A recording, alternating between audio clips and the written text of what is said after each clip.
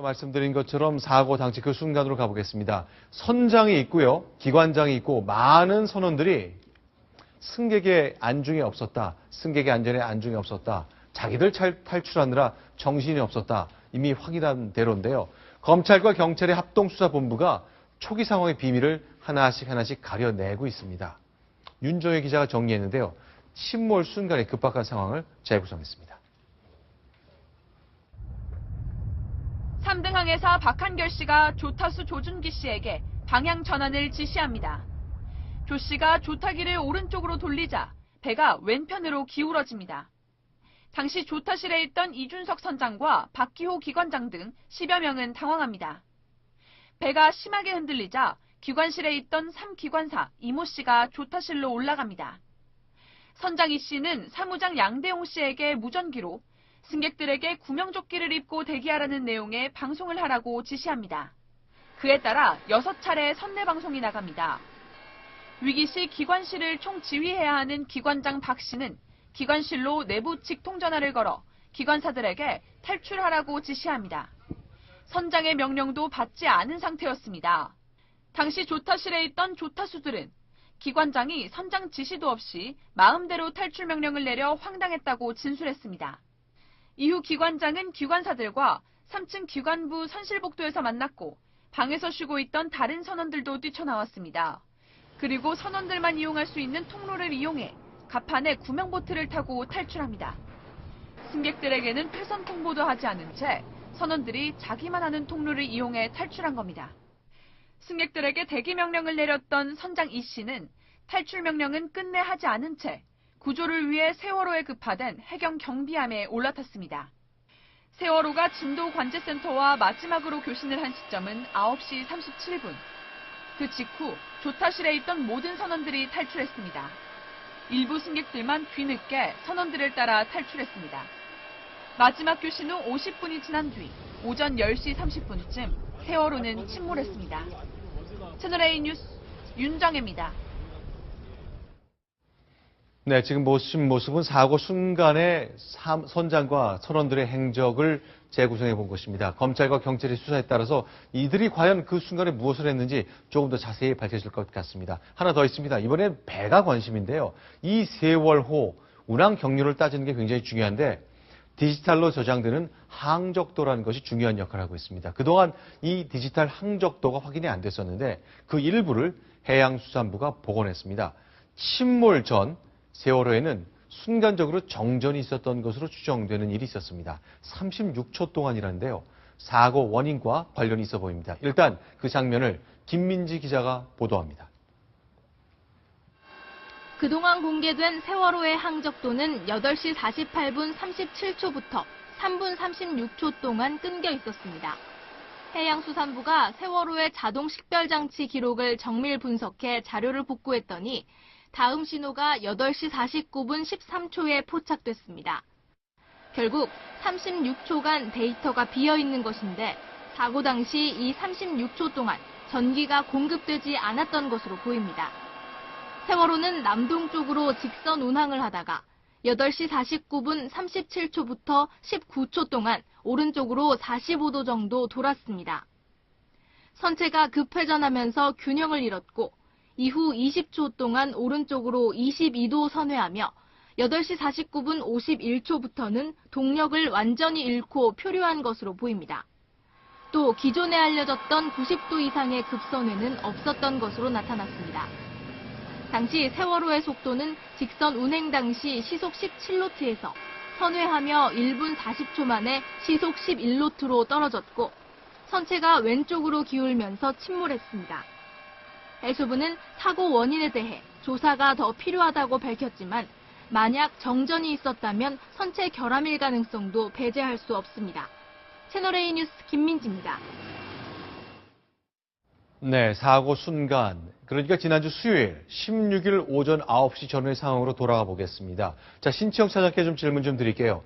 자, 항적도가 나왔잖아요. 그동안 어떻게 이렇게 휘었는지에 대한 설명이 좀 궁금했었는데 딱 나왔네요. 그 그림을 좀 설명해 주십시오. 네, 그림을 보고 네. 말씀을 드리겠습니다. 네. 지금 이 항적도는 AIS, 네. 말하자면 선박 자동 식별 장치라고 합니다. 선박이 네. 현재 위치를 무전으로 알려오는 그런 시스템입니다. 네. 지금 현재 이 인천에서 이쪽 방향으로 오던 그 세월호가 네. 당초 항족대에 따르면 8시 48분 37초경에 115도 방향으로 급격하게 급선회를 했다. 이렇게 알려졌습니다. 거의 직각으로 오른쪽으로 꺾였다는 게 그동안 알려진 사실이었는데 아니네요. 그렇습니다.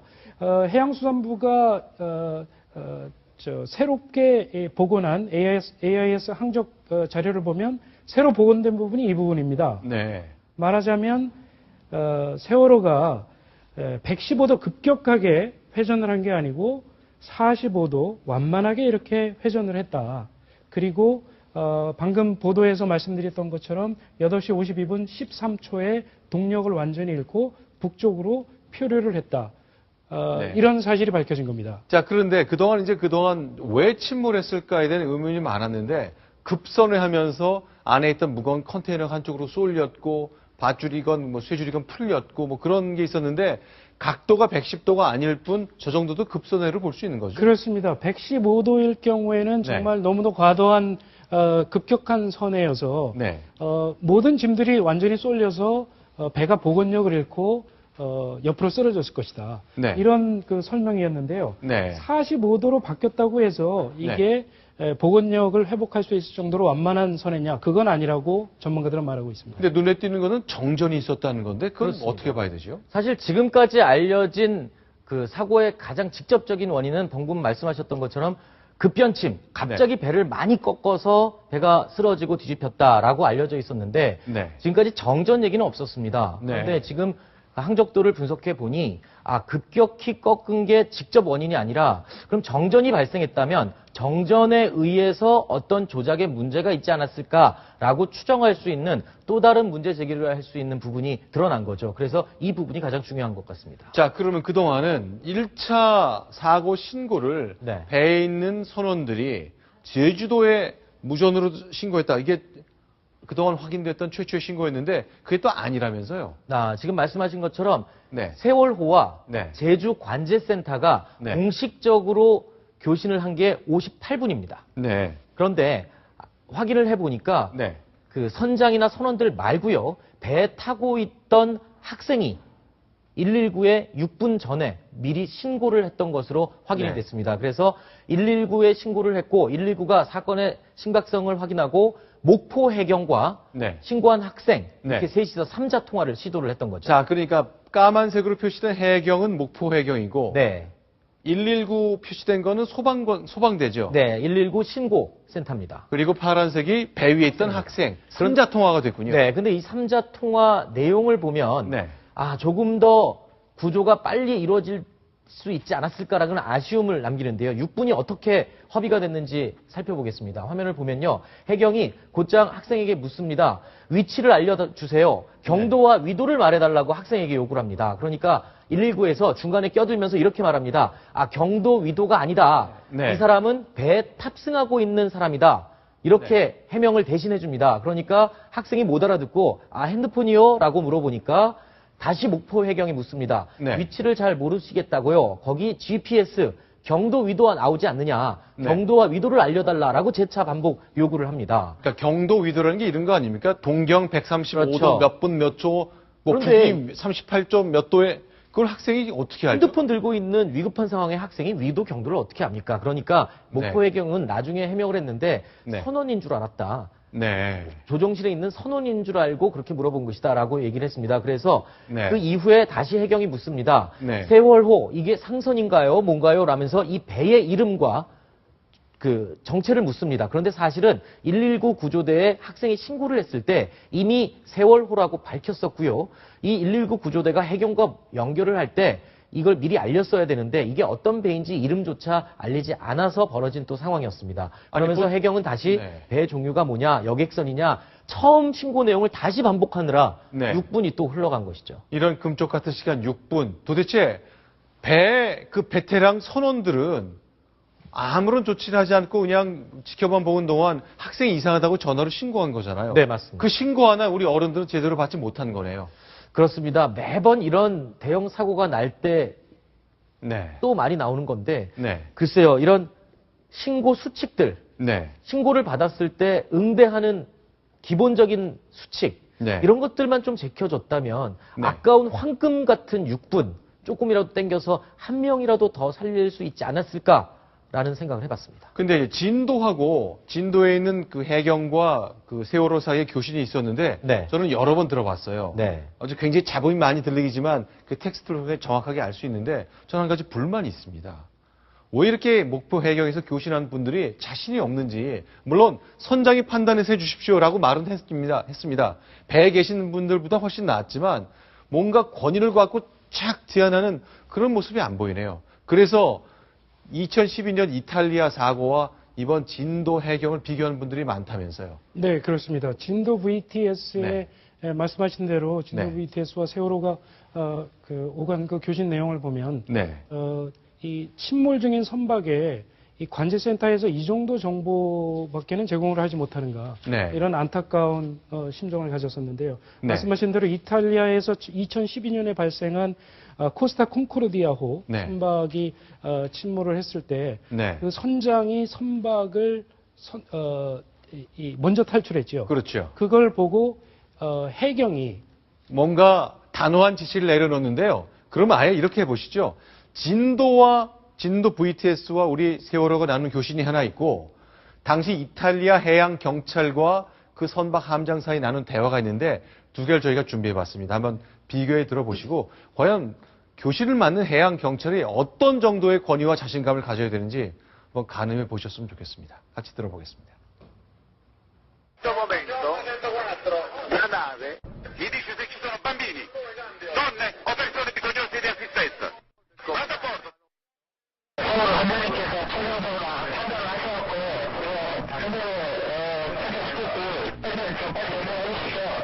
지금 항공기까지 다 떴습니다, 헬기랑. 어떠세요? 들으시니까. 자, 저기 그 이탈리아 해경이 했던 말 중에 네. 뒷부분에 사실 안 나온 부분이 있는데요. 네. 선장이 당시에 이렇게 말했습니다. 아, 제가 다시 배로 돌아갈 수가 없습니다. 라고 말을 하니까 이탈리아 해경이 단호하게 이렇게 말했습니다. 그러면 어디를 가겠단 말입니까? 당신 집에 갈 겁니까? 라고 말을 했던 바로 그 녹취입니다.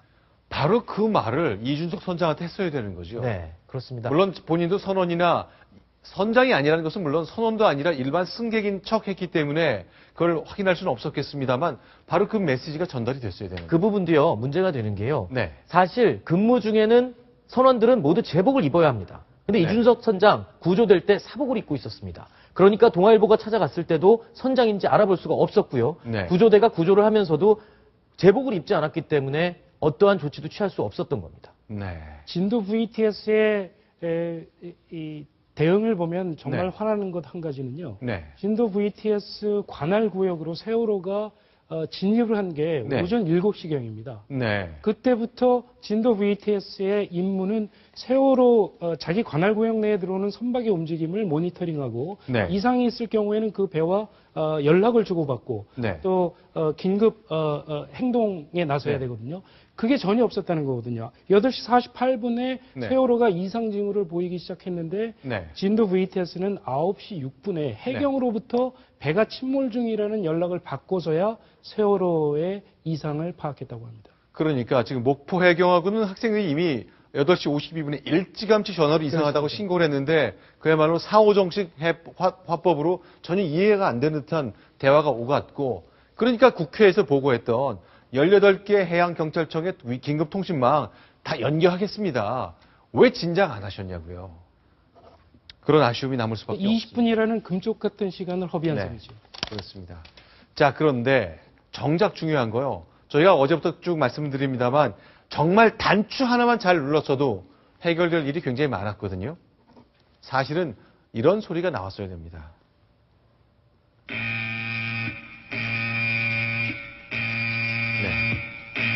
네.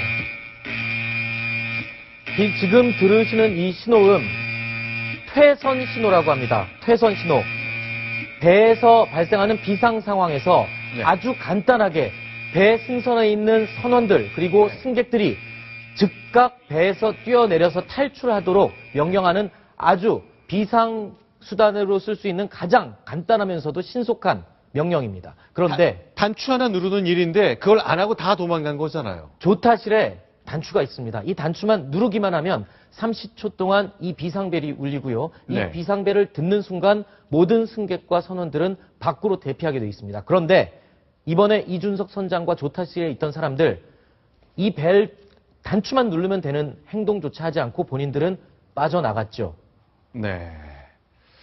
자, 위급 상황이란 것, 위험 상황이란 것 전혀 정보가 전달되지 않았다라고 생존한 승객들이 전하고 있습니다. 어쨌건 수사가 한층 진행되면서 진실이 분명히 가려져야 될 겁니다. 그리고 그 민낯을 낱낱이 드러내고 바꿔야 될 것 같습니다. 자, 그런데 이 세월호의 문제는 이 운항 중에만 있었던 게 아닙니다. 이미 출발 전부터 재앙을 예고하고 있다는 증후가 여러 곳에서 나오고 있습니다. 어제 동아일보 사회부 기자가 인천 부두에서 물건을 싣고 부리는 하역 업무를 하는 노동자를 만났습니다. 두 가지 심각한 문제가 발견됐는데 하나는 검사가 끝난 후 차를 15대 더 실었다는 것, 중량 기준을 넘겼다는 거고요. 하나는 규정대로 쇠줄로 컨테이너를 묶는 게 아니라 밧줄로 묶은 것을 직접 목격했다는 얘기입니다. 제가 한두 시간 전쯤에 박희재 사회부 차장과 함께 직접 대화를 나눠봤습니다. 같이 들어보시겠습니다. 침몰한 세월호가 인천항에서 출항할 때 선적 작업에 참여한 근로자를 만났습니다. 안전점검 절차가 6시 반 직전에 완료됐지만 네. 이후에도 선적 작업이 이루어졌다는 작업자 증언이 있습니다. 카니발 차량 15대 등이 청해진 해운 요구로 추가로 실렸던 것입니다. 그러니까 공식적으로 허락된 게 아니죠? 그렇죠. 그는 정상적인 절차를 벗어난 것이죠. 전문 장비가 아니고 네. 다른 화물선처럼 쇠줄로 튼튼히 묶질 않고 네. 적과 화물선에 있는 적과 고정 장비로 묶게 됐습니다. 그게 일반 밧줄이란 얘기인가요? 그렇죠. 그래서 그 세월호에 비치된 밧줄로 어쩔 수 없이 느슨한 매듭을 매게 됐고. 자, 이거 앞으로 수사가 돼야 되겠습니다만 증언이 나올 겁니다. 경찰이 이미 해양경찰이 CCTV를 통해서 검사가 다 끝난 이후에 차량을 15대 이상 실은 것, 영상 확인했다는 것까지 보도가 되고 있으니 진상이 규명될 것 같습니다. 자, 이번엔 조금 더 다른 얘기를 해보겠습니다. 결국 이 세월호의 주인, 청해진 해운, 실제 주인이 유병헌 씨잖아요. 네, 그분 그렇습니다. 관련된 얘기가 끊임없이 나오고 있죠. 네. 지금 실소유주, 청해진 네. 해운의 실소유주이자 배주인으로 알려졌죠. 네. 유병헌 전 회장의 재산에 대해서 검찰이 집중 수사를 하고 있습니다. 유병헌 회장 모두 5,600억 원에 가까운 재산을 소유하고 있는데요. 네. 부동산을 엄청나게 소유를 하고 있습니다. 네. 안성과 제주에도 엄청난 땅이 있고요. 네. 미국 캘리포니아의 고가의 부동산을 소유하고 있는데 이 과정들을 검찰이 지금 수사를 하고 있습니다. 그리고 이 정 회장이요. 네. 유 회장이 네. 얼굴 없는 사진가 아해, 그렇죠. 억만장자, 백만장자 사진사로 알려진 아해라는 사진작가가 동일 인물이다. 유병헌 회장과 동일 인물이다라는 게 밝혀졌는데, 네. 자, 주식회사 아해가 포함된 그 자회사 청진해운과 함께 이 계열사 명단에 올라 있습니다. 아이원홀딩스라는 지주 회사를 내세워서 유 전 회장 일가가 가지고 있는 회사입니다. 그리고 네. 이 아해라는 이름을 가진 이 유 전 회장, 프랑스의 구르베피 마을이라는 곳을요, 52만 유로를 주고 우리나라 돈으로 하면 7억 7천만 원의 낙찰을 받아서 소유를 이곳인가요? 하고 있다고 합니다. 예, 지금 사진으로 보고 계시는 이 마을 전체를 아니, 땅을 사거나 집을 산 게 아니라 마을 샀다는 전체를 돈을 주고 샀다고 합니다. 검찰에서 지금 재산에 관해서 수사를 하고 있으니까요. 어떤 네. 결과가 곧 나올 것으로 보입니다. 알겠습니다. 자, 이 청해진 해운 보니까 1년 단위로 계약하는 선장에게 월급을 270만 원 줬다고 합니다. 그러니까 이렇게 중요한 수백 명의 목숨을 책임져야 할 분에게 돈을 절약하기 위해서 계약직으로 계약하는 그 회사, 그 주인은 수천억 원대 재산을 갖고 프랑스 마을까지 샀다고 하네요. 경찰과 검찰, 과연 이 유병헌 회장이 법을 어긴 것은 없는지 집중적으로 수사가 이루어지고 있습니다. 그 결과 곧 나올 걸로 기대해 보겠습니다.